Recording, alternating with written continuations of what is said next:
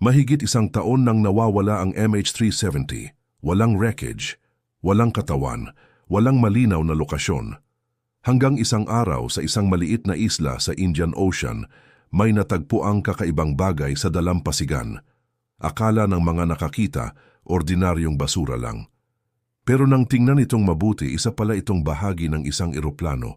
At makalipas ang ilang linggo, malalaman ng mga investigador ang nakakagulat na katotohanan. Galing ito sa MH370, July 29, 2015. Sa Reunion Island, may natagpuang malaking bahagi ng aircraft debris sa baybayin, isa itong right flaperon. Ang flaperon ay bahagi ng flight control system ng pakpak ng eroplano. Hindi ito maliit na piraso. Isa itong malaking bahagi ng aircraft na maaring makapagbigay ng napakahalagang clue. Agad itong kinuha ng French authorities. Pero may isang malaking problema. Wala itong madaling makitang identification plate na direktang magsasabing MH370. Kaya kailangang alamin ng mga eksperto kung saan talaga ito nagmula. Sinuri ng mga investigator ang structure nito. Tiningnan ang mga marka, mga numero, mga internal components, at mga manufacturing records. Unti-unting nabuo ang koneksyon. Ang identification numbers ng ilang internal parts ay na-trace sa kanilang manufacturing records.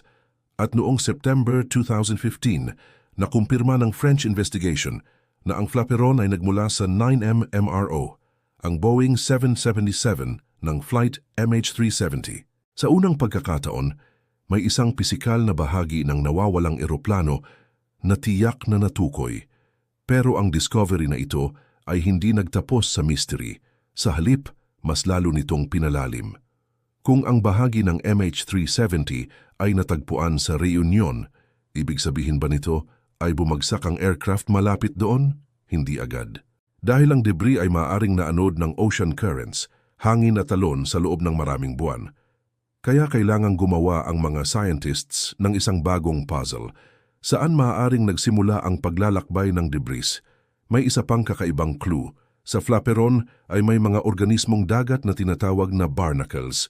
Maaaring gamitin ang kanilang growth at environmental characteristics bilang bahagi ng drift analysis. Pinag-aralan ng marine experts ang mga ito. At pagkatapos, gumawa ang CSIRO ng ocean drift modeling.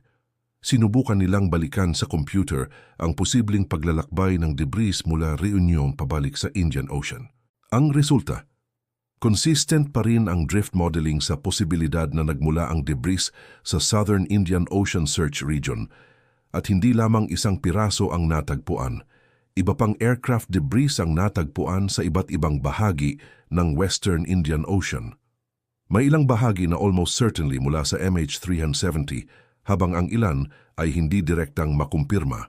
Unti-unting lumilitaw ang isang larawan.